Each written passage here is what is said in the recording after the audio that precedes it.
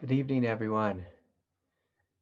It's good to be here with each and every one of you. I have a couple of quick announcements here. I have a tentative retreat planned for December 18th through the 21st. That's a Friday, Saturday, and Sunday. So if you're interested, you can just pencil that in on your calendar and just give me a week or so to get it up live on the website and everything. So that's one announcement. So if you want to join that, stay tuned for details. So yes, it's really nice to be among the living again. I was really sick this last week, and I'm feeling much better now. So um, it's nice to be with you. Just have a couple of quick announcements here. Um, some big news is coming out, at least for me. I have a new book coming out, The Yoga of Liberation, and it should be out in the next couple weeks. And so you can look for that on Amazon, and there'll be details on my website about that. And basically, it's a book about it offers short little practices and inquiry questions. So it's a practice-based book, and I think it'll be really helpful for a lot of people, uh, just to help guide and focus your path and your practice.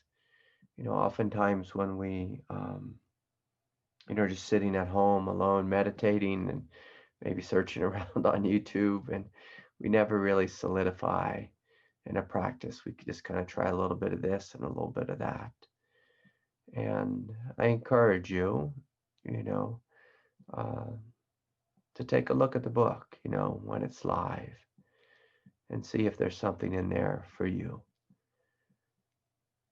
Again, it will, the big focus for me was writing these short chapters and then, basically inviting everyone into the direct experience, the direct experience of true nature. For so much is healed when we come in contact with our true nature. And then, of course, there's some sections on healing and heart-based work and looking at the shadow and all types of things. So anyway, so look forward for that in coming weeks. Another announcement is I will be traveling next Sunday, and that is, I pull up the calendar here in the United States, the week of Thanksgiving. So Sunday the 22nd, there'll be no class. Wednesday the 25th, no class. And Sunday the 29th, no satsang. Now, I am saying this tentatively because this will be my fifth attempt to go to California this year. And so I plan on going and seeing some family there. And every time I've tried to go this year, it's been canceled due to the coronavirus outbreak or pandemic. So I encourage you just to look, say next Sunday. Look on the 29th, because I might be back by then from my trip. Look on the 22nd. Look on the 25th. Look on my Facebook page, my professional teaching page, and to see if I offer an update. If it doesn't say anything there on the day of, then in theory there'll be no class. But if I've had the same luck I've had the rest of the year, maybe I'll still be at home teaching. And so it's just such a silly time right now with everything going on. It's hard to plan anything. So I apologize for not being available. Normally I would teach, and I'm from the school of thought that we just meet every Sunday and every Wednesday. But I'll actually be in a place with no internet, which is kind of nice for me because it's very hard for me to do my outward work. So anyways, check on Facebook for updates about that. Okay, let me see if there's another announcement that I'm supposed to have. So we will be meeting, this Wednesday, the 18th, and I'm a pretty consistent guy, so I'll be back also Wednesday, the 2nd of December. Those will be both meditations, and then, Sunday the 6th, and so on and so forth. So I think I did my part there. Yes, very good. And Taylor's writing, Craig, are you doing your December retreat? Yeah, that's a good question. Taylor sent me an email about that, and I'll see if I can put something together.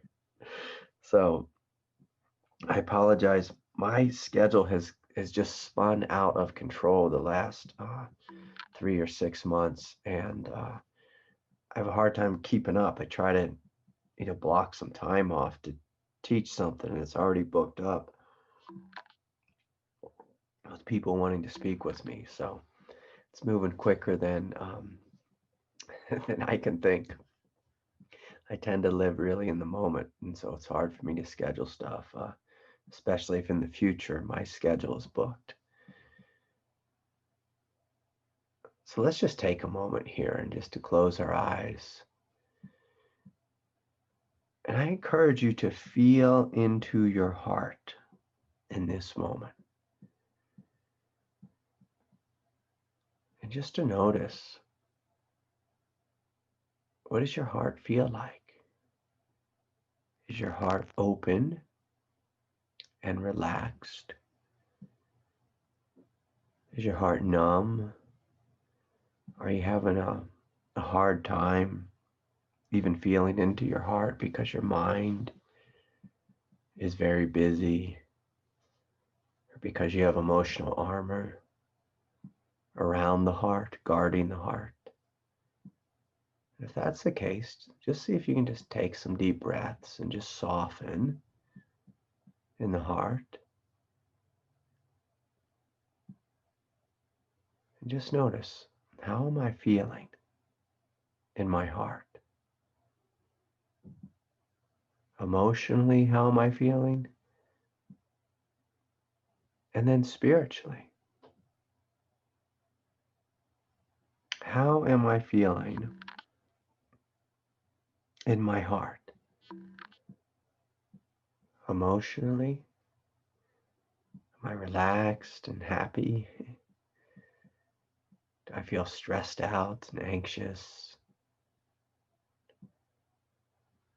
Do I feel as if I am a victim of life, or that life is beating me up? A lot of time I've spent many years just feeling like life is just beating me up. Or do you feel really happy and joyous or content? And so let's just feel there and soften there. If you feel, more like you've been beaten up, again, see if you can breathe and feel and embrace your heart. For some of you, you might feel a little bit numb or dead in the heart.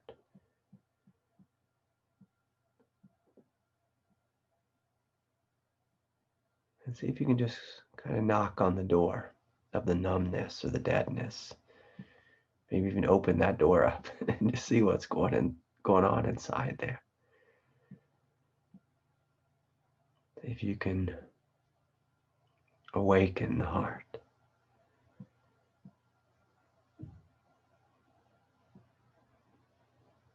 And sometimes just through placing our attention on the heart,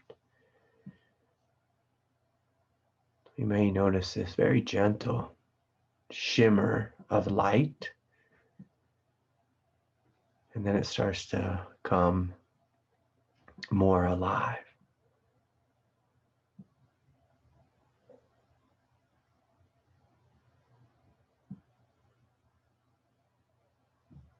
And so yes, we're breathing, feeling,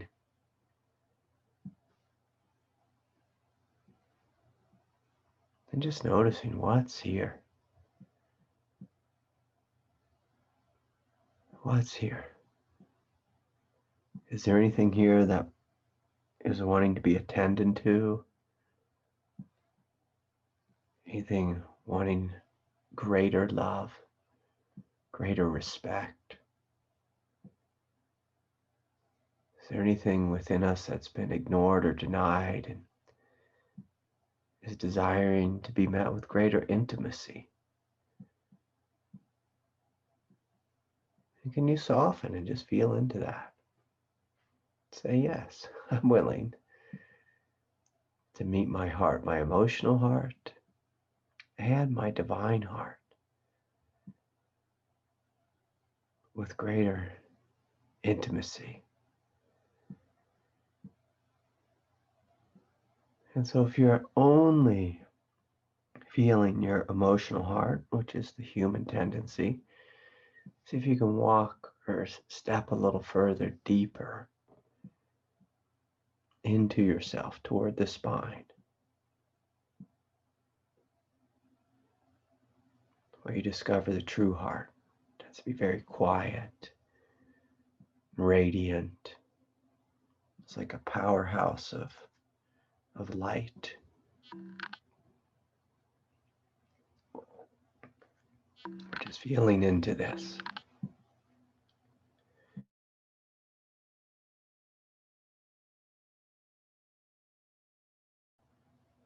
Yeah. And just noticing this radiance and this divinity, and smiling a little bit. You can even smile as you get in touch with your divinity and see, oh yeah, I have two hearts, actually three hearts. We have that physical thing, the ticker, and we have this emotional heart, which can be happy or sad or angry or hurt. And then we have what I call the true heart. And so when you give yourself permission to go deep within you, into your true heart, again, that's deep in the center of your body. Emotional heart's on the surface. Yeah, physical heart, is off to one side. But when you go into your true heart and you look at your emotional nature, you can kind of smile a little bit and see, oh yes, I'm not simply my feeling nature.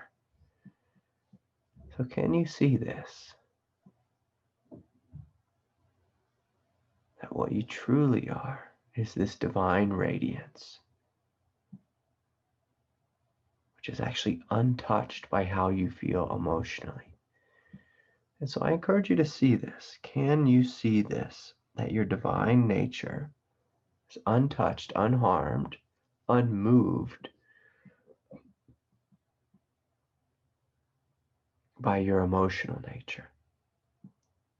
For some of you, this might be kind of hard because most of us identify fully with how we're feeling. It's one of the greatest illusions on planet Earth, is how you feel. I am what I think, I am what I feel. When you follow that, that kind of thing, those thoughts, those identifications, you're on the fast train, in samsara land. But if you say, I am not my thoughts, and you recognize I am not my feelings,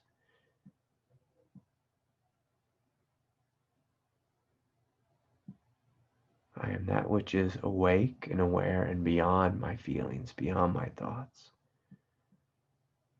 then you step off the wheel of samsara. And so I give you full permission just to play around with that and see. See for yourself. What is it that I am? What is it that I am? And so, I'm going to, just transition a little bit here to some of the questions I have.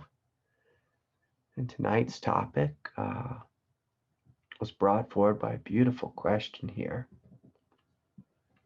So someone wrote in and said, Craig, I want to explore the "you are not a victim" teaching.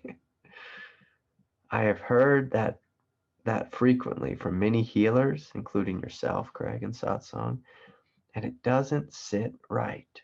The stop being a victim approach provokes an instant feeling of not being safe. Like I need to hide my pain, like I need to dissociate, like if I tell you how much pain I am in, you'll be thinking, boy, he sure is being a victim. And I want to be clear with everyone. When I look at you all, I see divine warriors. That's what I see. I see divine warriors. Yeah, Richard is flexing some muscles there, So when I look at you all, I see divine warriors. I don't see a victim. I don't see victims. But I'd like to speak about this teaching because I've used the word victim a lot, and it is a word, and of course we have to explore, well, what do we mean by this? What does it mean to be a victim? He goes on to write, basically kind of, detailing some of his journey as a human. He writes, Craig, when I was 3 years old, my father was killed. Related to this, some of my earliest memories are, to put it in an understatement, not pleasant memories. I grew up in a family with great emotional deficits. Again, an understatement. Not to go into too much detail, but when I attempted to express my pain and my anger about the loss of my father or other experiences I had in life, when I attempted to grieve as a young child, the refrain I got that was pounded into me was, stop being a victim. No one likes a victim. That approach, coming from wounds and immaturity within the family system, has had major consequences, and not just for me. I felt, all kinds of pain, in my life. And so let's start with the Buddha's first teaching, just to validate the experience of being human. They're a big part of the experience of being human. Life is suffering, life is dukkha. Basically the Buddha was saying that life is one long ride of emotional turmoil. There's mental anguish, there's psychological anguish, there's and there's physical anguish, and of course there's even spiritual anguish. Just I had so much spiritual anguish. I looked at God, when I was a child, and just thought, why did you put me in this body and abandon me here on planet Earth? Why did you do that to me? To me, we were having a nice time in heaven, and you squished me down into this little body, this limited body, and it hurts here on planet Earth. And so, excuse me, let me be the first to agree with the Buddha's teaching that, yeah, life is dukkha. Life is difficult. It's very difficult. So let's please validate that first and foremost. And so I can even say that I remember once upon a time when I was struggling greatly. I tripped over, how should I say this? I had trouble with money for the good part of, let's just say, 15, 18 years or so. Pretty much the majority of my adult life, I was completely and utterly broke. The hilarious thing is when I was a kid, I grew up in a family where we had to have a job, so I was always working, and I actually made good money when I was a kid.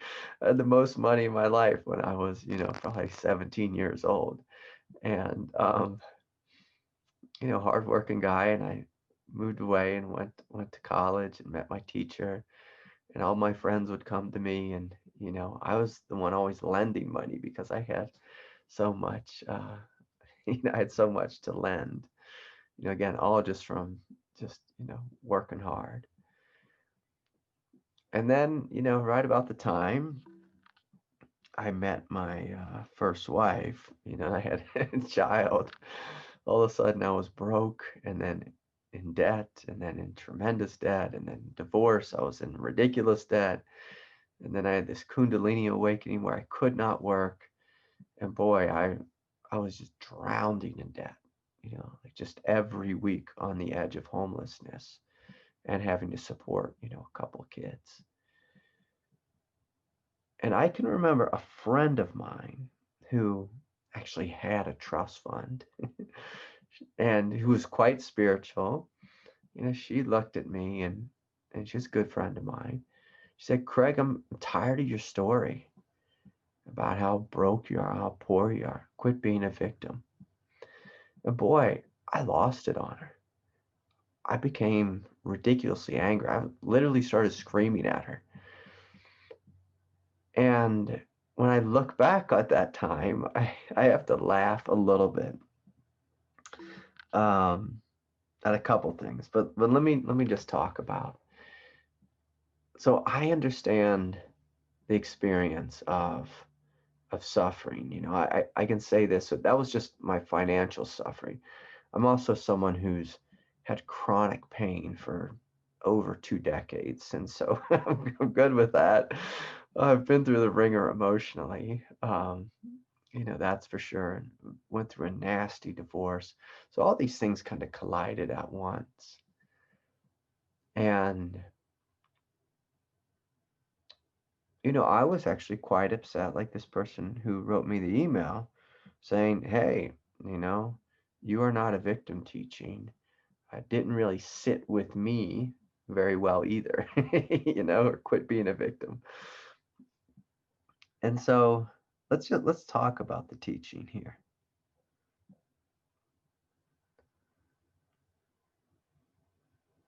So again, if I look at your essential nature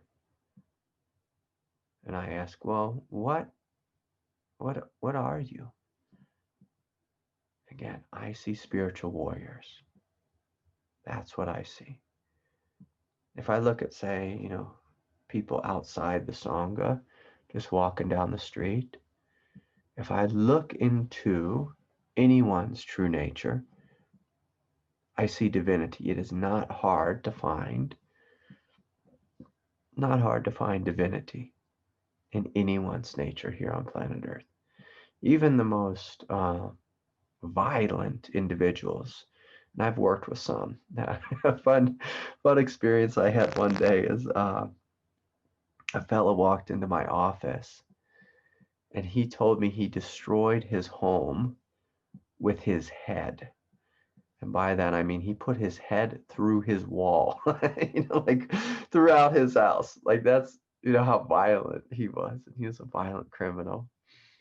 I've worked with, people who've abused children, and, all kinds of people that, most of us would call criminals of one sort or another. And again, it's very easy for me to see someone's divinity. So I want to start with that, is I know who you are. I know who you are. When you know who you are, and you are completely rooted and grounded And you know this deep in your belly, when you know that you are a divine being, deep in your hara, and someone says something to you, when they say something unpolite, when they call you a name, if you're rooted in this place in your belly, this place of strength and of Buddha nature, very rarely could you be disturbed. And so the teachings oftentimes about not being a victim is a reminder just to get out of your head, get out of your story. Even if the story is completely valid, get out of the story and come deep into the belly and know that you are not the victim. You are the victor. You are the one, literally, who will outlive every experience you will ever have. Every experience. Every experience of trauma, pain, sadness, emotional abuse, violence, heartache, sadness, financial, hardship, emotional hardship, physical hardship. You are the one who will outlive everything. Outlive everything. And you're already doing it. Like, you can't help but outlive your experience. Just like with your breath, just every inhale, you outlive it as it goes on an exhale, and you're still there. You're still awake. You're still alive. You're still radiating with divinity. And so, there's some teachings, if you hear it and it starts to upset you, I encourage you to look at, well, why? Why is this upsetting me? Why is this upsetting me? And then, he went on to write.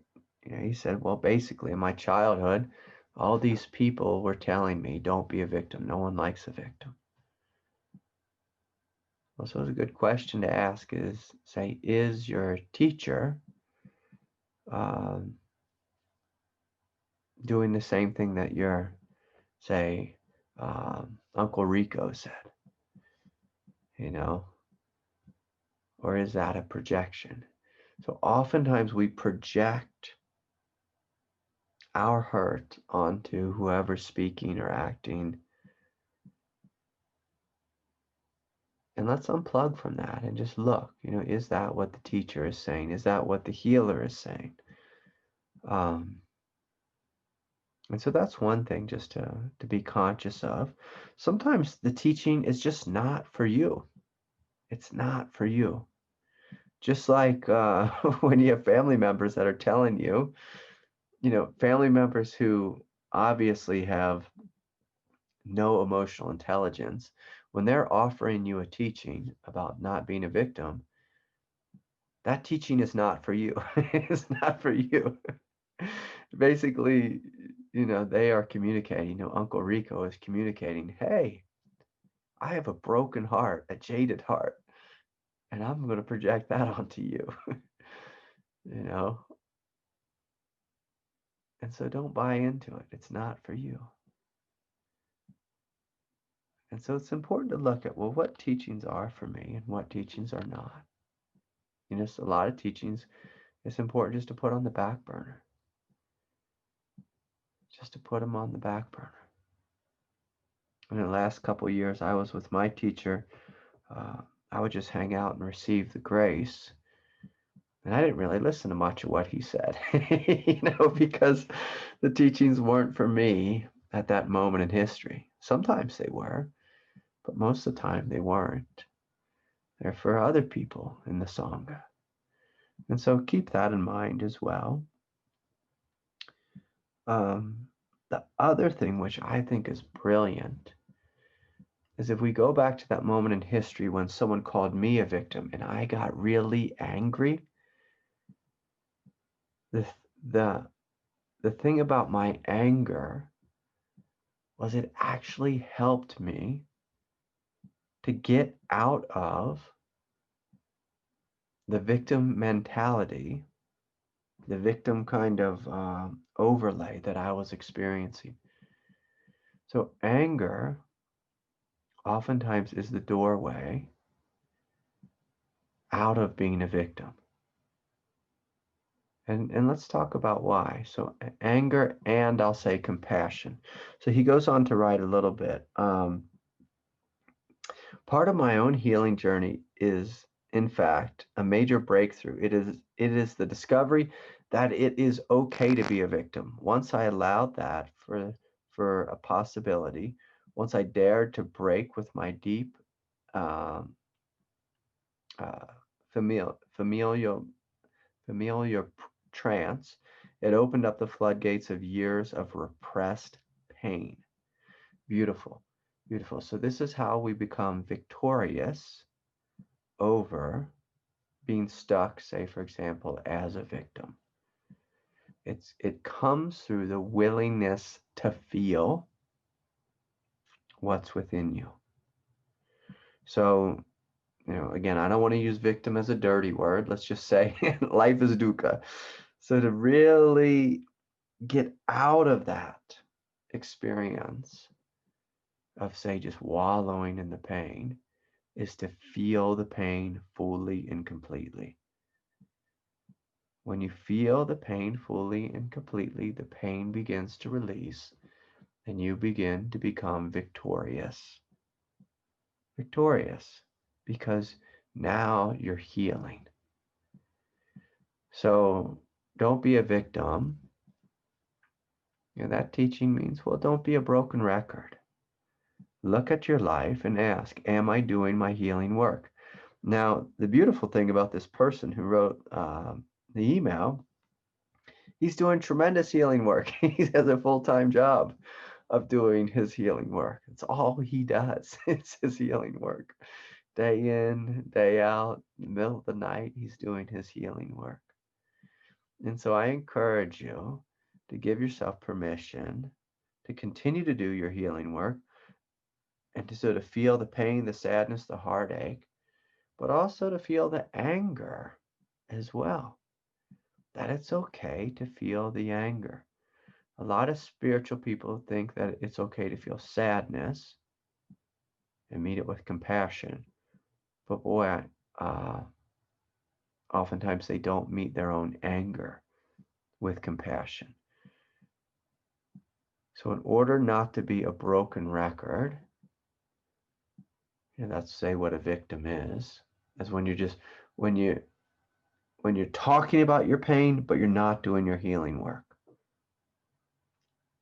But please know, the one who wrote this email, from the day I met you, you were doing your healing work. And so I wasn't speaking to you when I speak about being a victim. And so look at your life, look at your experience. The doorway out of being a broken record, the doorway out of being a victim is through feeling completely what's within you, meeting it with love, with compassion, through courageously embracing everything and letting it go.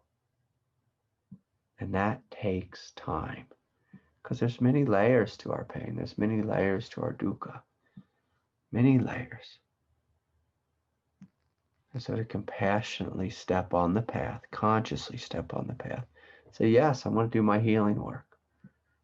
I'm going to do my healing work. So occasionally, someone will come to me and they'll say, Craig, I'm in tremendous pain. I don't want to feel this pain. I don't want to go to therapy. I don't want to meditate. I don't want to do yoga. I don't want to, just like, okay, well, you're just going to stay a victim then. If you're unwilling to embrace what's within you, if you're unwilling to feel it, you're going to stay stuck there. A part of being awake is realizing I have a divine heart, an indestructible heart. I have this indestructible presence within me. And so therefore, I can feel and experience anything. I can meet anything within my life with love. I see this is the attitude of the courageous victor, the one who's willing to feel and experience and meet with love everything.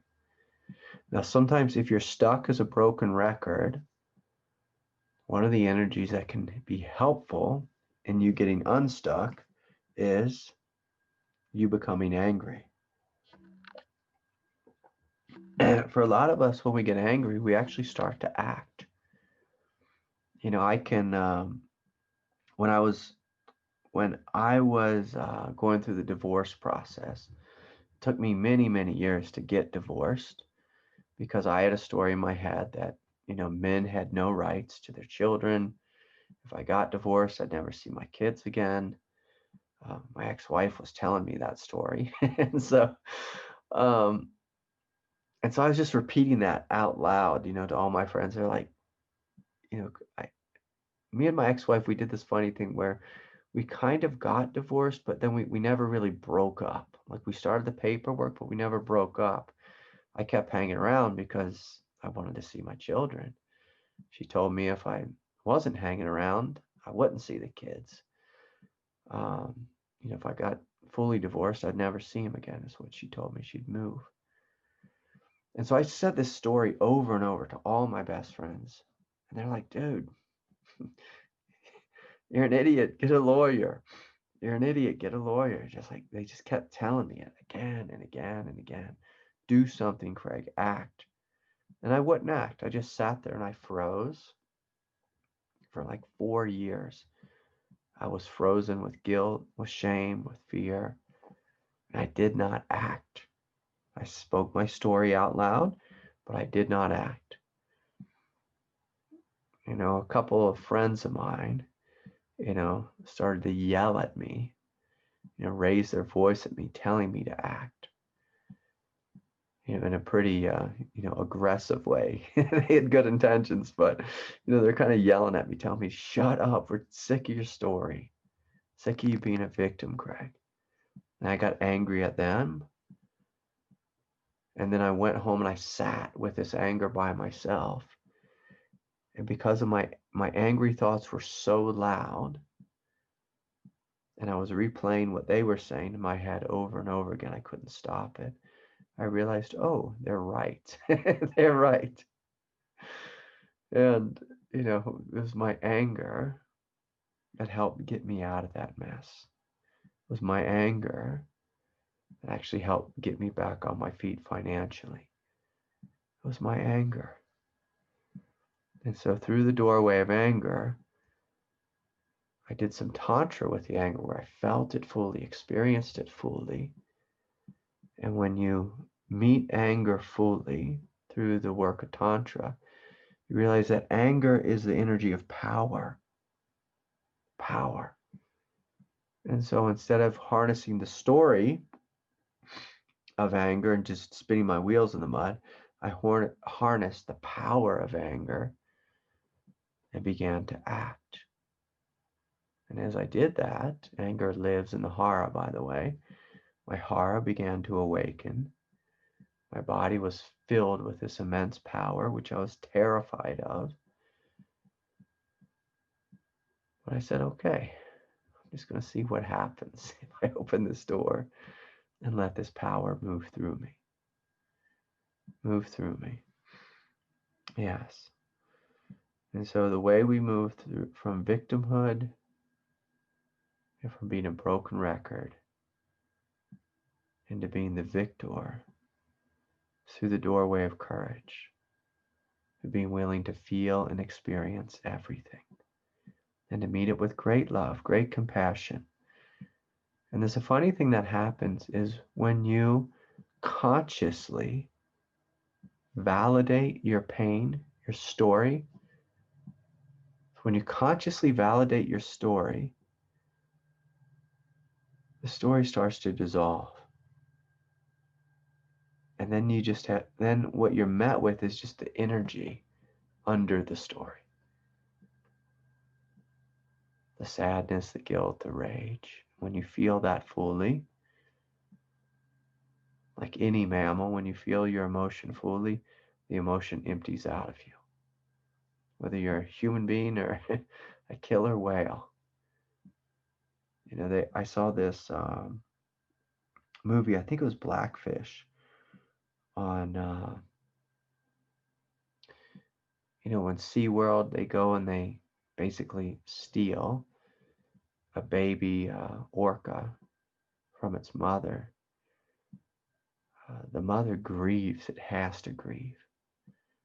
She'll literally grieve for weeks and months, if not years, the loss of her child.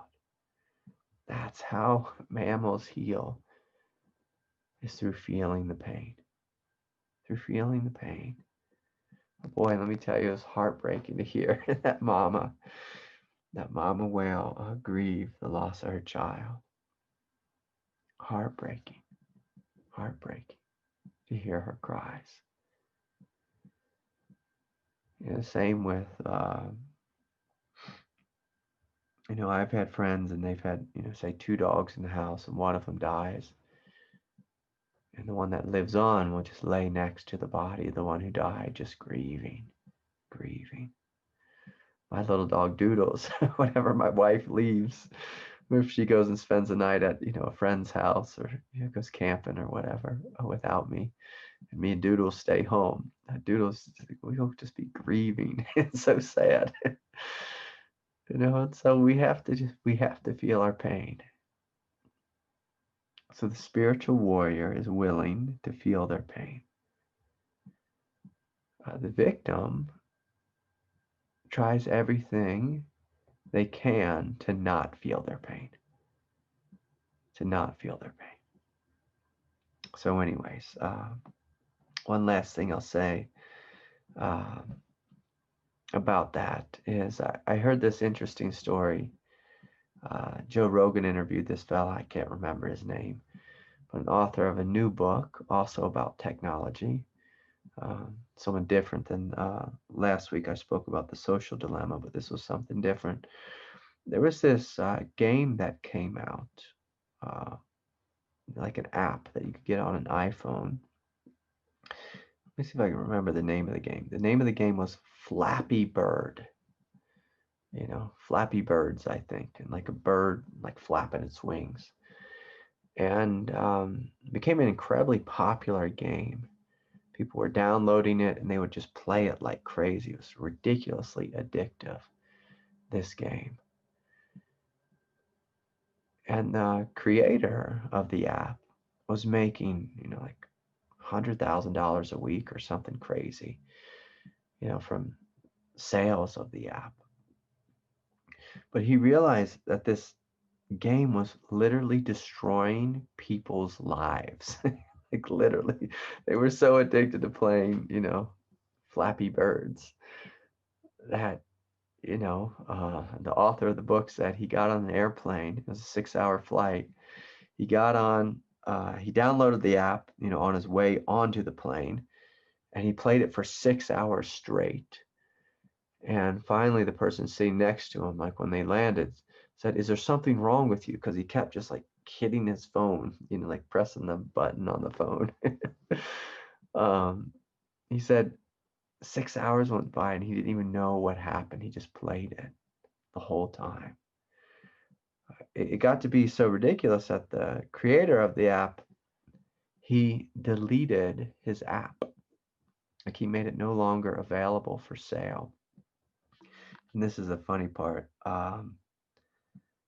There's iPhones out there that are for sale right now, like an iPhone 5 or 6, an old iPhone that had downloaded the game. And they're going for sale for like $5,000, $10,000. Someone had an iPad that had this game on it that sold for $100,000. And so the reason I'm bringing this up is because human beings are masters at distraction, at disassociation. Could you imagine having an extra $100,000 and spending it on a silly video game? on an old iPad because you're so addicted and you so want to distract. So that person, that's the person who needs to hear stop being a victim. Like, get out of that trance. Get out of the trance of being a victim. Where you play, video games for 6 hours a day. I met a young man who, when I first met him, he was literally playing video games for 14 hours a day. And I'd get on these calls with him, and his energy just felt really numb and dead. I was like, and I kept thinking, what's going on? Why am I meeting with this person? Why did God bring me and this individual together? They kept scheduling with me. And then eventually, God showed me the truth. I got him off the video games. He's not playing games anymore. And he had this massive kundalini awakening, massive spiritual awakening. I said, oh, okay. Now I understand what our relationship was about. But, and that's the thing is when we're stuck in our story and we're not doing our healing work, we're not doing our healing work. We're not validating our pain. We're not validating our story because we're too busy distracting. You'll stay a victim forever. You'll stay that, well, until until you start to wake up, until you get too angry or too sad to wake up. So anyways, I hope that was clarifying about, not being a victim. One thing else I want to remind everyone is, the teaching I offered about Paul a couple weeks ago. For Paul,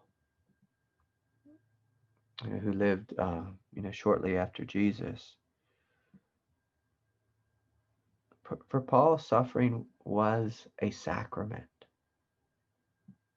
And by that, if you look at what is a sacrament is a doorway into your divinity. It was a doorway to the resurrection. It was a doorway to God. We learn through suffering. Rarely do we learn through success. And so, it's something good to acknowledge, in this teaching about being a victim or being a victor. There's conscious suffering and there's unconscious suffering. Let our suffering be conscious, because this is how we liberate our pain, our confusion, our egoic veils. So anyways, all right here.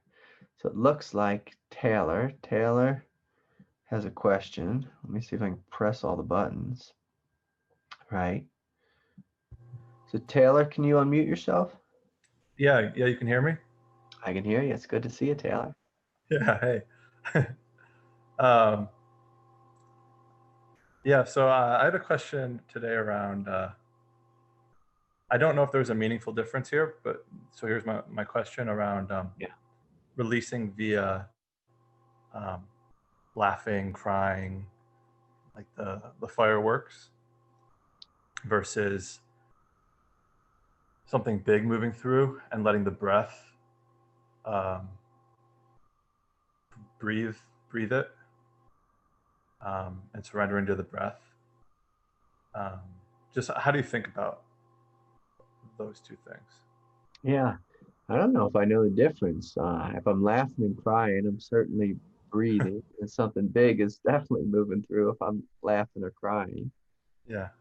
So am I missing something in your question? Um, no, it's just like sometimes my process I'll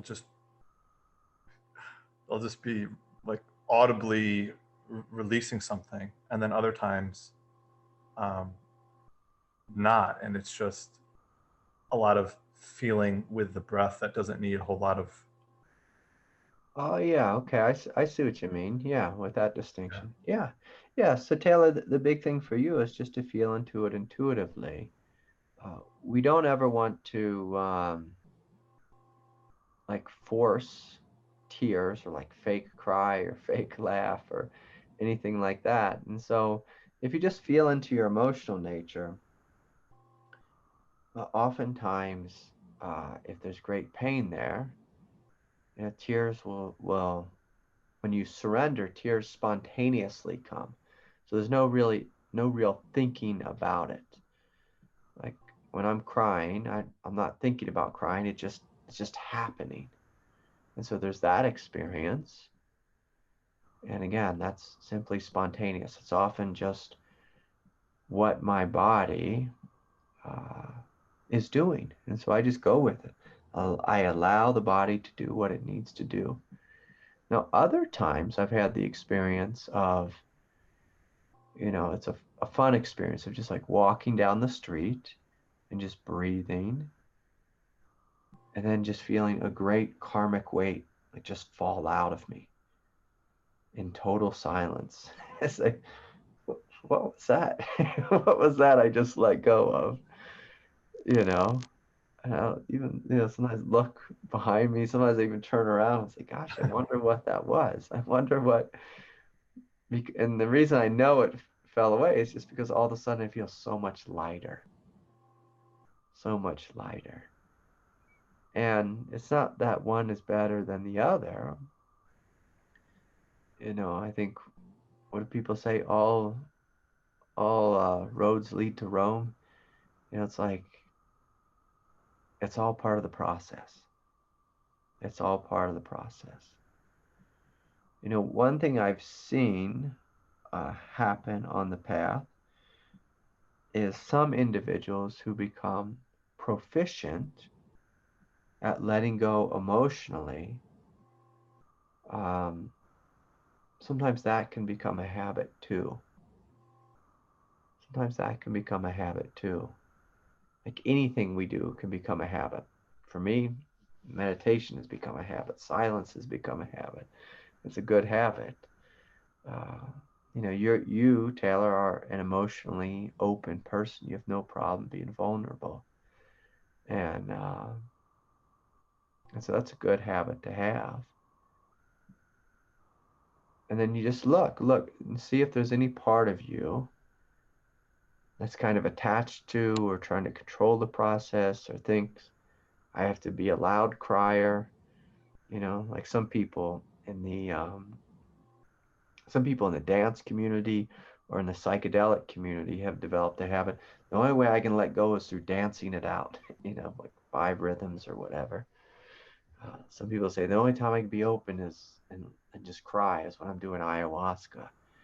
And so we don't want to get in any of those little types of habits. We want to just be so open, so surrendered, that if your body needs to cry, you cry. If it just needs to have little tears, you have little tears. If it wants to have big tears, we have big tears. If it wants to just let go in a silent way, you allow that too.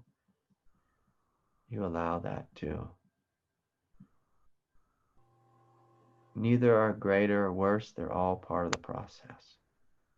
I still cry often, a couple times a week. If I see something that touches my soul, or I cry for my children or my family or for the country. And then also, throughout the day, I'll just feel things just dissolving. And I don't even know what they are. We could say the silent one is more Zen-like, but I don't want to create any hierarchy in this. Like if a child needs to cry, you let her cry. If she needs a little silent time and for it just to work itself out, you give her silence. So you just feel into it intuitively and see,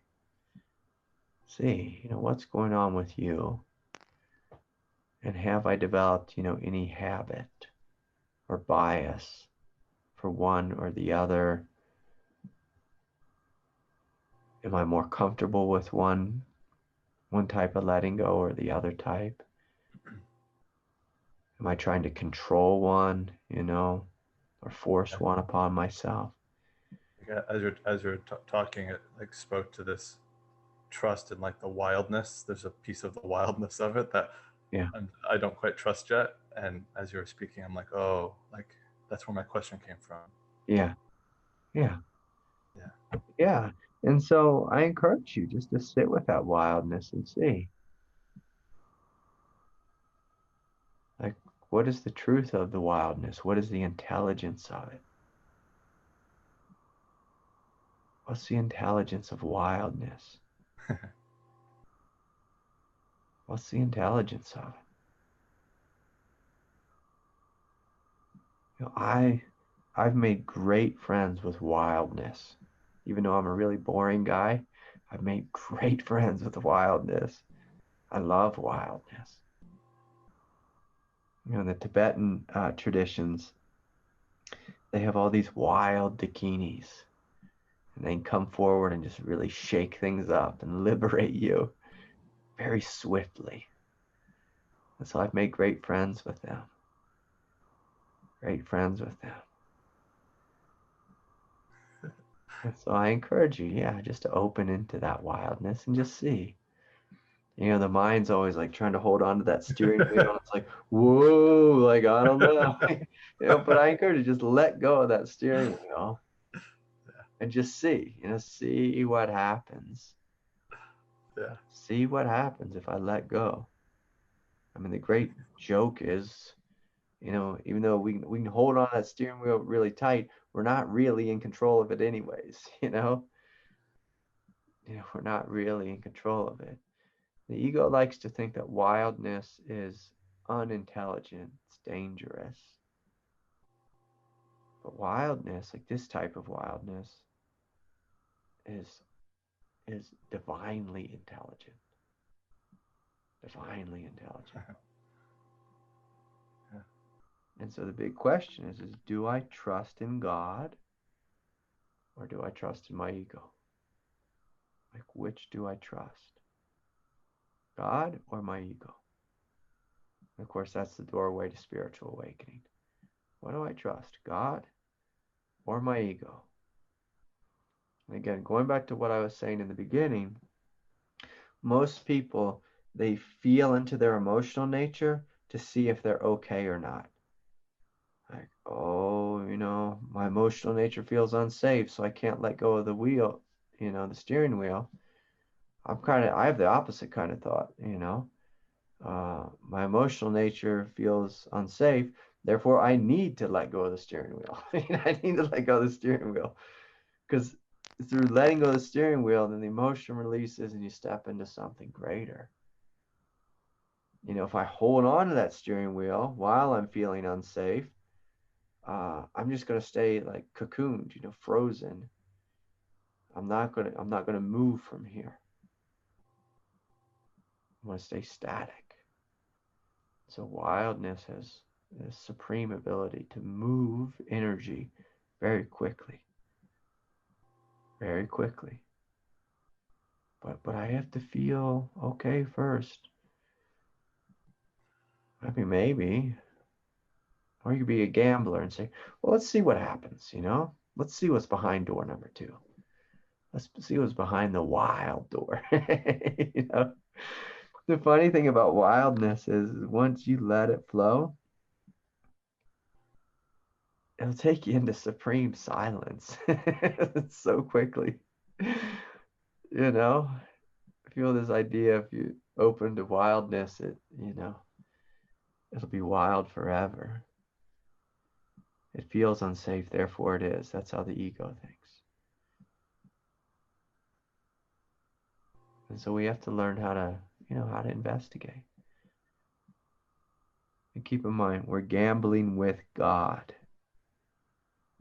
It's different than gambling at Vegas. You gamble at Vegas, you lose. You gamble with God, you win. You win.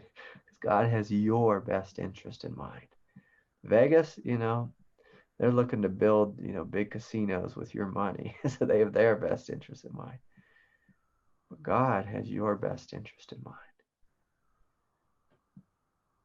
And so anyways, I encourage you, make friends, make love with wildness and see what comes. See what comes. So anyways, good to see you, Taylor. Was that helpful? That was great. Yeah, that was awesome. Yeah, of course. I can I'll tell a little silly story about wildness. I was out at Taramandala a long time ago. Actually, right at that moment, when I was playing the supreme victim card in my life, and I decided I'm going to leave it all behind. Um, on a funny thing happened. So I was right in that, divorce land where, it could have went either way. And my ex-wife asked me, you know, she said, Craig, I love you so much. How about you move back in the house with me?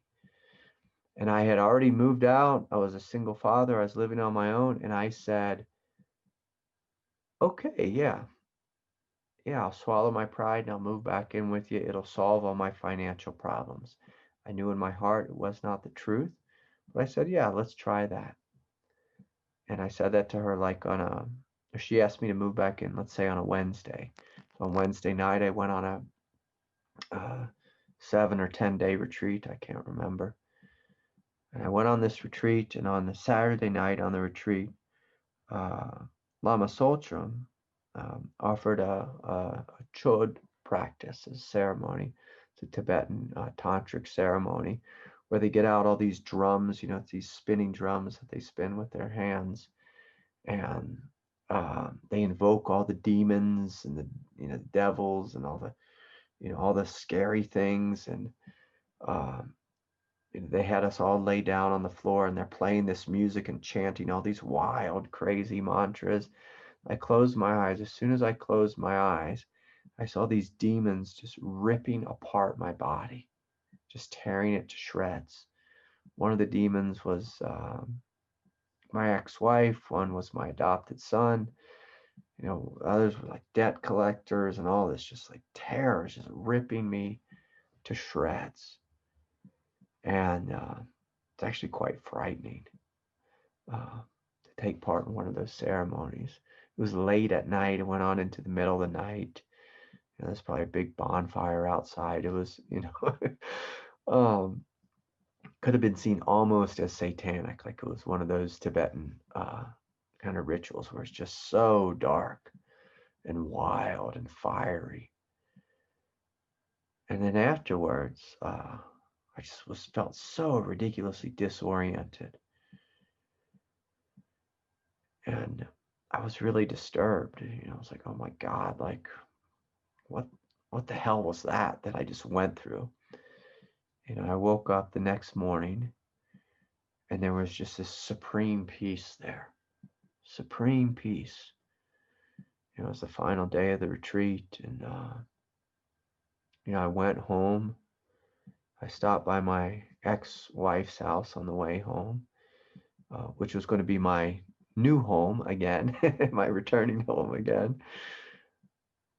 And she looked at me, and I said, oh, when should I start bringing my stuff over to move back in? She looked at me and said, I want nothing to do with you.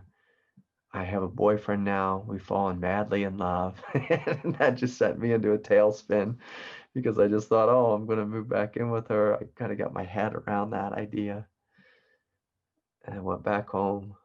My life fell apart. And then it opened up into supreme peace that actually stabilized. And so the thing about wild energies is oftentimes they can clear out a lot of nonsense in your life. A lot of nonsense, a lot of habitual thoughts. They can take away your the little places that you're holding on to, like little bits of control. Like my ex-wife, going back to her was always like it was like a safety card. A safety card there. Something I knew I could count on. And God took that one away. And boy, I couldn't be happier. So anyways, open to the wildness. Richard, are you still here? Hey. Hi, Richard. Hi everyone. Zoom Sangha, Facebook Sangha. Super good to be here. This was very serendipitous that Taylor would ask this question before me because so I met this friend 6 weeks ago. This is like one of these soul contract connections, super deep, super quick. And then we fell in love. And that doesn't mean that I'm going to do anything with that. And that doesn't mean that she's going to do anything with that. It just means that it happened. Yeah. And it is wild. It is wild. It is a wild energy. It's ridiculous. Stomach in knots, can't stop thinking about them the whole bit. And so I would like to ask, what is the virtue in romantic love? And how do we be with that in a transformative way? Not the virtue, but the romantic love itself to kind of come and not, it's not so static, but you take my question. Yeah. Yeah, it's a beautiful question. I mean, I'll say this. I've had a very interesting life because, if I look in my own nature archetypally, I have the priest archetype, I have the monk archetype, I have the teacher archetype, but I also have the lover archetype. And so if you have a monk and then you have a lover, it's a very confusing experience. It's a very confusing experience. And so the thing that I like to say is you can't stop love. And when two human beings and they fall in love, it's very hard to stop that. Almost always a mistake. And let me say what I mean by that. If we're speaking about it in the way Richard is speaking about it, if it's true that it's a soul contract, not just a crush. Like when my heart first opened, I could have a crush every single day. Anyone who sat before me, I fell in love with them. I don't care, whoever it was, man, woman, dog, cat, doorknob, whatever I was looking at, side of a mountain. Like I go out into the desert and I fall in love with these, these big red rock walls, And so, the experience of falling in love is basically the experience of union, is union. And so I like to love, how do you say it, without abandon? Just love fully. Just love fully. It takes great courage to love fully. And again, it's really similar to what I was speaking about with Taylor. Love can be a wild ride, but I encourage you just to jump in. Now, that being said, I have very strong boundaries about taking your clothes off, and so that just keeps you safe, And so, I could say that keeps you safe, so you don't get in too much trouble. But can you imagine a life where you allow the heart to love fully and completely with everyone and everything? The beautiful thing about romantic love is, for most people, they're, they can experience that. That's available to them. And so God gave us romantic love to show us of what's possible. What it's like to live with an open heart. The mistake, humans make is we think it's the other person that, that's creating our love. They're the reason for our love. But the reason for your love, Richard, is your heart. And when this person came in your life, and that's just God just showing you what it's like to live in a really open way. It's a happy-go-lucky way, and you experience oneness and unity and serendipity. You think about them, and then they call you, and it's beautiful. And so, falling in love is the experience of merging. And so we can learn from this. Okay, I can merge with another human being. How about we up the game here? What if I merge with God? What if I merge with life itself? What if I merge with my strength?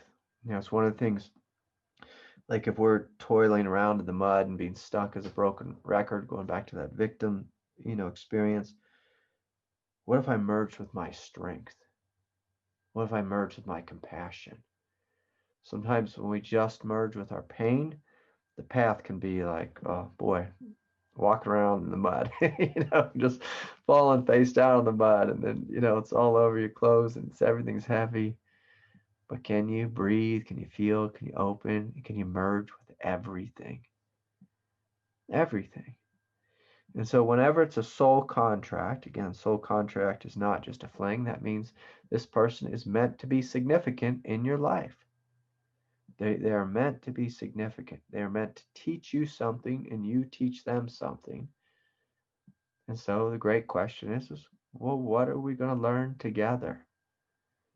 What are we going to learn together? The painful thing about romantic love is sometimes we learn how deeply we can love. And then, that's one lesson. And then the second lesson is, oh my God, I need boundaries. I need boundaries. I need a psychological maturity. I need to learn how to communicate. I need to learn how to express myself. I need to learn how to listen.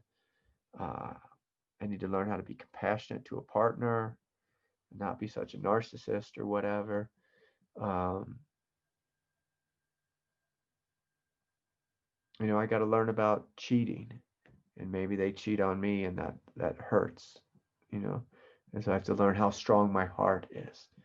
So the beautiful thing, God uses romantic love as a way to open you to the beauty and the divinity, the radiance of your heart, the experience of oneness and unity and synchronicities and all that kind of stuff. But then once you're sucked in there, it's not bad to be sucked in, it just happens. But once you're sucked in, then God can say, okay, now we're going to do deeper work with you. So it's funny, like with all of us, if you met a random crazy guy in the street, and the random crazy guy in the street says, hey, I hate you, you look at him and you just keep walking. It's no big deal. But when your lover says, hey, I hate you, it hurts, and you stumble over and you trip and you want to fight back and you want to argue and you want to, justify what you said or what you did. And so God uses romantic love as kind of like opening you into, a whole nother timeline where you get to work on your karma very quickly. Very quickly. And by your karma, I just mean your egoic tendencies, your habits, your shortcomings, and also your strengths, because karma can also be used as a word for your strengths, your strong tendencies, your divine tendencies. And so I encourage you to open and explore and have an ongoing conversation with God. Lord, you show me what this is about. You show me. Like, why is this person so meaningful for me? Every person I've fallen in love with, it was just clear. I already knew them from a previous incarnation. And then they showed up in my life again. And, so we either had a soul contract, we were going to do some more work together, and they were a safe person to do some work with again. And by safe, I simply mean that, I knew that both of us were souls and we were going to outlive and learn from this experience. I don't mean they were psychologically safe. I just mean that, hey, like, this is a safe thing. Like, God has ordained it. And so to have a conversation with God and say, hey, show me what this is about. It's a great skill to have, to fall in love with something. When you fall in love with a human, you can fall in love with God. You can fall in love with life. If you want your heart to be open and to remain open, God oftentimes has you fall in love, breaks your heart, and does this over and over again. And that's what happened with me, where my heart was broken again and again and again. And then I had a choice to be a victim and to be jaded and to stabilize in being jaded, or to be victorious and allow my heart to be broken open. When you realize, oh, it's supposed to be broken open, it's like, oh yeah, love hurts, but but love is also a doorway to immense freedom. Human love hurts, but when you walk through the doorway with a broken heart, then you can truly love without fear.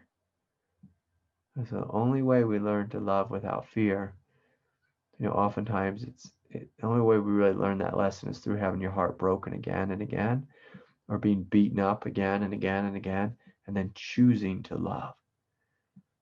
I heard this story once of a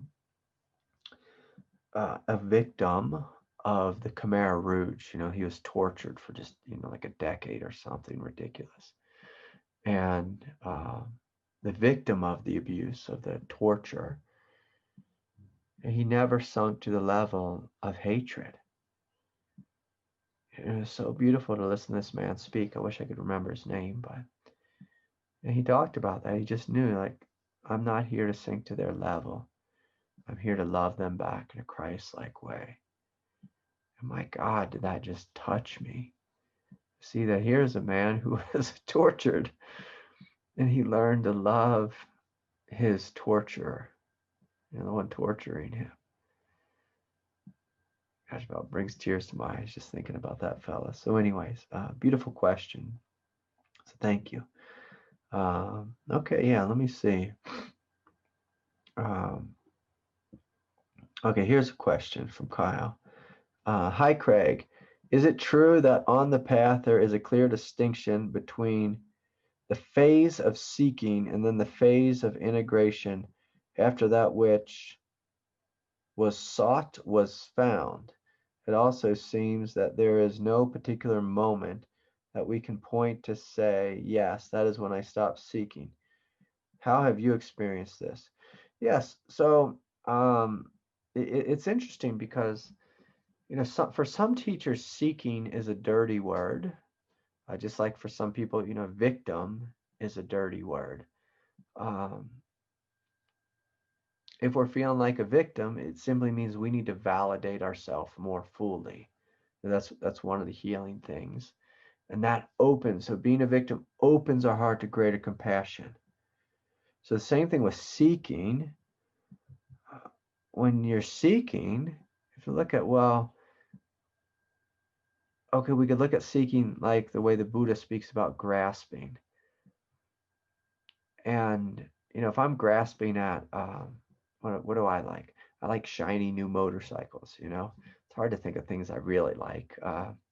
I just use that as something. I know what I like. I like shoes. I buy so many pairs of shoes. My wife is like, "Is there something wrong with you? Why do you have so many pairs of shoes?" I feel like I could always get another pair of approach shoes to go rock climbing in, or hiking in. I fell in love with a pair of La Sportivas this weekend, that my aunt got for me as a gift. And, so I could just buy shoes all day long. And, so if it's that kind of seeking, then it just becomes stupid. If you're seeking after God, that's a worthy endeavor. If you're seeking enlightenment, my God, is that worthy? You have to look at, what is the energy of seeking truly? And when you boil it down, when you look at it truthfully, the energy of seeking is the evolutionary impulse that God put in you. That God put in you. That's all seeking energy is. It's the evolutionary impulse. And does it ever stop? No. It never stops. You will always be seeking something greater. Like, that's the nature of the universe. The universe is ever expanding. Your consciousness is ever expanding. God, the experience of God, is ever expanding. And so is there an absolute realm of God where it seems like God is static? Yes, that's a state too. That's a state. the absolute. Like right now, I can just open into the realm of, say, nirvana, cessation, where it's just primordial peace. And when I do that, my mind goes quite blank, quite silent. So when you get in touch with that, I'm going to say something contradictory. Seeking will fall away. When you stabilize in that, seeking, meaning, the way the Buddha used it, grasping, falls away. Falls away. That existential, like, fear and wanting to distract and disassociate, all that falls away. And there's this great relief where you feel like, I am content. I am that I am. I am what I need. I am what I need. I am everything. And then, after you rest there for a while, you will notice the evolutionary impulse will come forward again. But it won't have that clinging in it. It won't have that grip in the belly. And so this great realization that I'm speaking about, it happens when you face all your greatest fears. You meet them with courage, with love, and they let go from within. From within.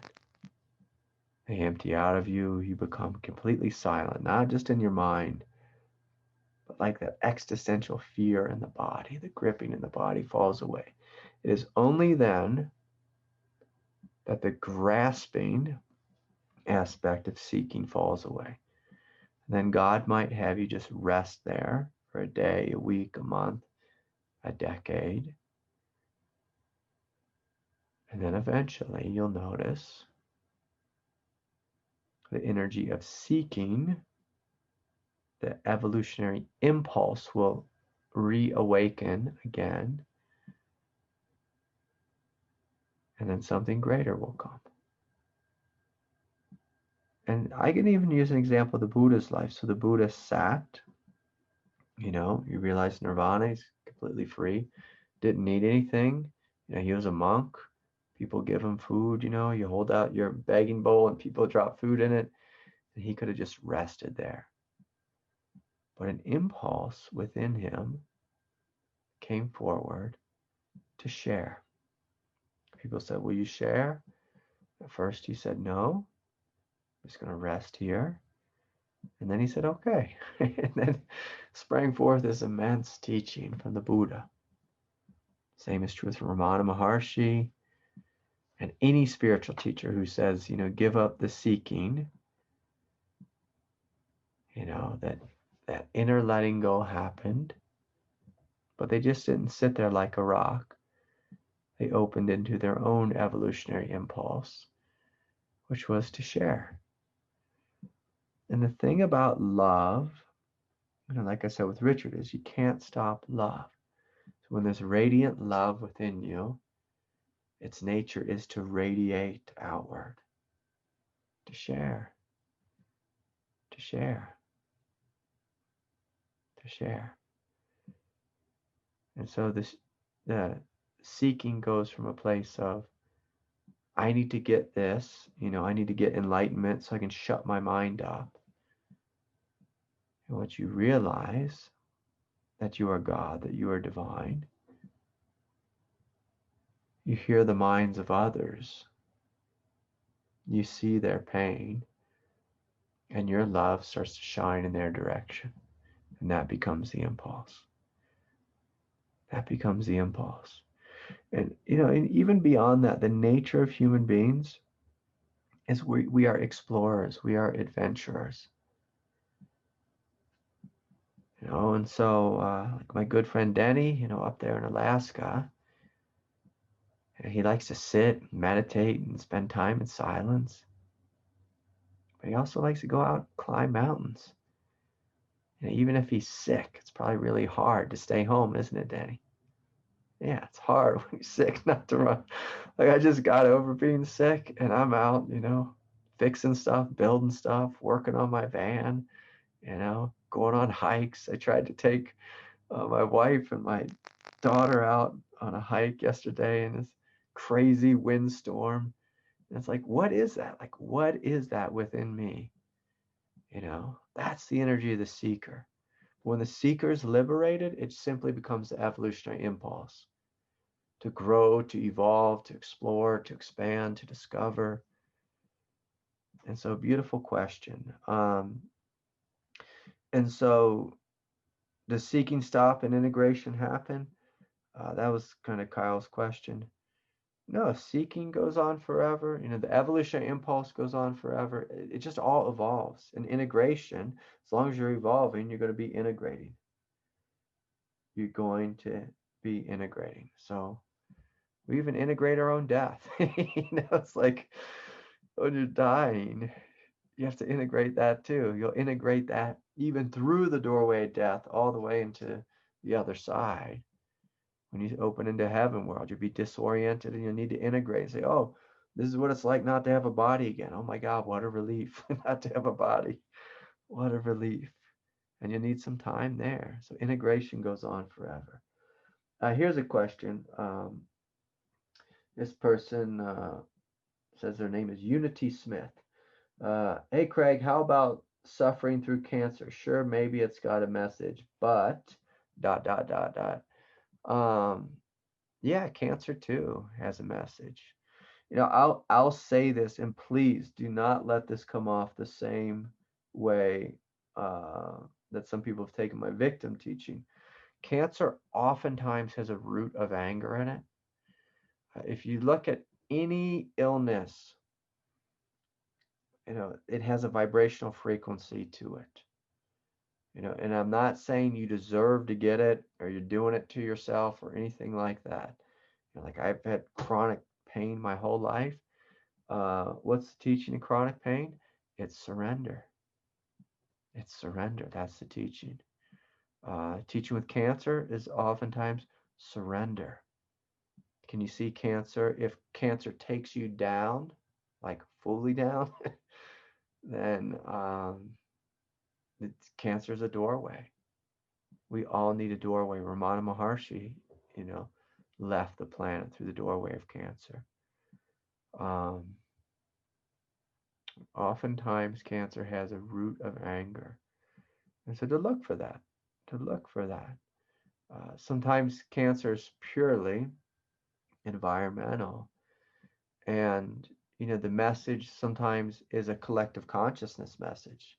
Like the collective consciousness that we all get from COVID-19 is humanity, slow down, stop moving so quickly, stop, come into the present moment, see what's essential, stop, quit destroying the planet. We're destroying the planet with greenhouse gases. Stop. And so the question for you is to sit with it, Unity, and see, what is this cancer about for me? What is my relationship with it? Do I hate the cancer? Do I hate God? Sometimes we're given a chronic illness or a debilitating illness, a disease, to learn how to love our body. And I'll say this, God is a ruthless teacher. So nowhere am I saying it's right. In my world, I would have not created cancer or coronavirus or any virus. In my world, I've said this many times, we would grow out of the ground like trees, just be enlightened trees. That's my world. In God's world, God uses cancer, old age, and death. And I'm not saying you deserve it. That's between you and God.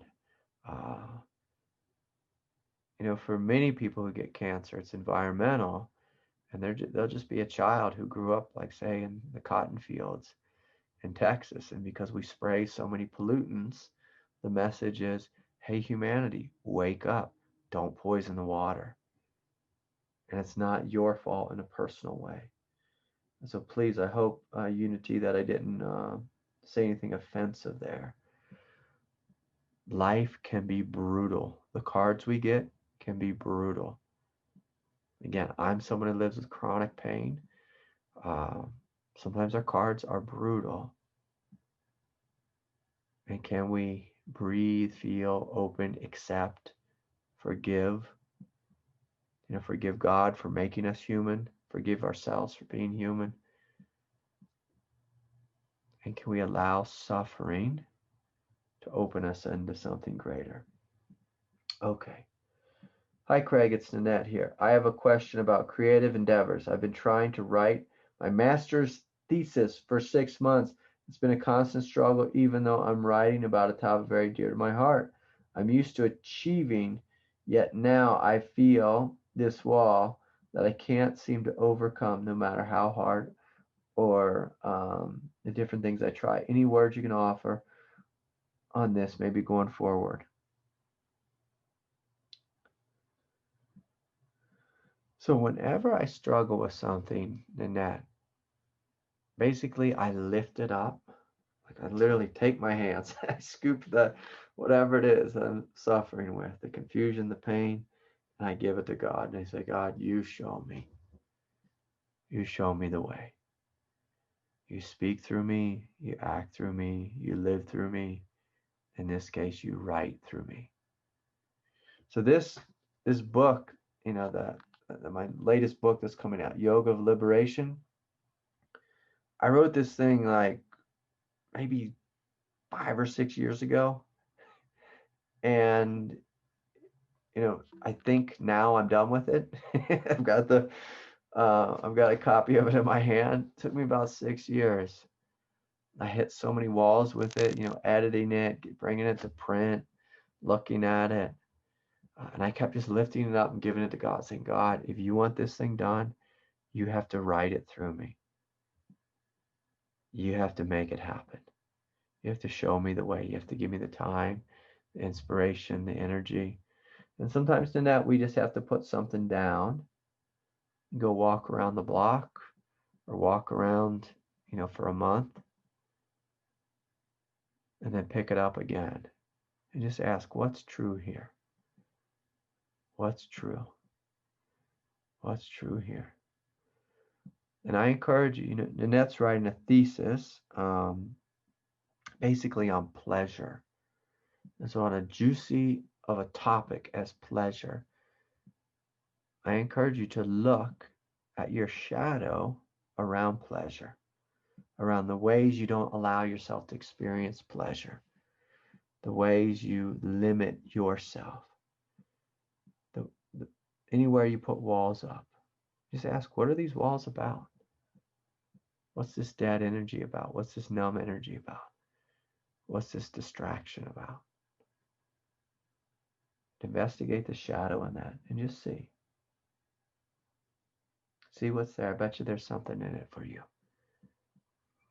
Once you unearth the shadow, oftentimes, there's tremendous energy that will help you to write again. Okay. Here's a question from Anne. Craig, what can you explain about the idea of astral karma? My Lord. What I'm wondering is, as we awaken, can we experience the trauma and feelings or memories of our ancestors, and can we release this? Yeah, that's a great question. That makes sense to me. Yeah, so basically, Anne, the more you awaken, the more you will feel. The more you awaken, the more you will feel. The more you will experience, the more worlds will be open to you. And so, through the law of oneness, if there's pain in the room, in your consciousness, you meet it with love. Whether it's yours or your ancestors or alien beings, their pain or whatever, whose ever pain it is. Like, for example, with me and the orcas. I saw the film about the orcas and they stole the orca baby from its mother. I felt its pain. I grieved along with the mother. I grieved for humanity. I grieved for the Sea World executives who thought it was a good idea to steal a child from a baby from its mother. And I grieve for all the the families who go and support SeaWorld, thinking, and just live in that trance of thinking an orca should be or a walrus or any kind of fish should be in a little box, little bowl. You grieve for them all. You feel it all. So if there's pain, you meet it with love. If you see karma, you meet it with love, whether it's yours or someone else's. So when we're in our ego nature, it's all about, well, is this mine? If it's mine, I'm willing to feel it. If someone else's, I don't care about it. But no, as you awaken, you become one with everything. So you feel everything. So you experience everything. You love everything. So you realize, oh, it's not just myself that I'm liberating. It's humanity. It's all beings. It has no end. Love, let the love just open more and more and more. Okay. From Adele here. Craig, this is the second time I'm joining your satsang. The first time my kundalini started acting up strongly simply by looking at and listening to you. It's obvious to me that she, the kundalini, is acknowledging you. However, I've come a long way with the initial uncertainties and challenges with this energy. Seriously considering doing some sessions with you. I did get the Bonnie Greenwell books that you recommended. It's really informative and helpful. Thanks. Okay. Adele, yeah, if you want to meet with me, just get on my calendar. Be happy to speak with you. And yeah, it's common. Anytime you meet with anyone, you're going to feel their vibration. And so I'm not seeing myself as special and I woke someone's kundalini or anything. Whenever you meet with anyone, you're going to experience their vibration. If you sit with Donald Trump, you're going to have Donald Trump's vibration. You sit with Mr. Biden, you're going to have his vibration. And so we all have vibrations. And so I feel honored that you feel close to me. Okay. Let's see here. Hi, Craig. I'm having trouble by continuing. Let's see. I'm just confused, making a little noise here. Hi, Craig. I'm having trouble by continuing to be a victim due to me not speaking my truth, standing up for myself. How can we learn to find our power and let God lead instead of ego? Okay, this question is from Hannah. Hannah, I think I've spoken about that a lot tonight. But the big thing is just to listen to your heart and listen to your gut. That's where your truth is. That's where your power is. That's where your love is. And your heart will tell you. Your heart will tell you what needs to be spoken. So sometimes when you first open these doorways, you feel like you need to go out and in the streets and correct everyone, who's ever wronged you and this and that. We have a lot of that going on in this country right now. All the Democrats who won the election think we need to go tell all the Republicans they're wrong and cancel them and that kind of thing. That's not going to be healing. If we all look at our country right now and say, well, what needs to happen now? We need to learn to speak to each other. We need to learn to listen. We need to learn how to cooperate. And so when we've been beaten up by life and we've been a victim, and you initially get in touch with your power, normally the first thing that comes out of your mouth is something that's, like screaming. We can use my example of when someone called me a victim, I started screaming at them. So that's me. You open your throat chakra and you just kind of let it all loose, and it's not necessarily the truth. And if that happens, that's okay. But look a little deeper into your heart, into your belly, and see what wants to come forward. See what the real truth is. See what God is wanting you to speak. And so if you want to let God lead you instead, again, lift your yourself up to God. Say, God, speak through me, talk through me, act through me, love through me. And so I think I did my part. I think I got all the questions. So thank you, everyone, for hanging in there. Thank you, everyone, for your donations and your support and all the love. I look forward to seeing you again. I will have a meditation this Wednesday night, which I believe will be the 18th or 19th. And then the following 2 Sundays, just look at my Facebook page to see if we'll have classes then or not. Look forward to seeing you all again. So much love to each and every one of you. Good night, everyone. Bye for now.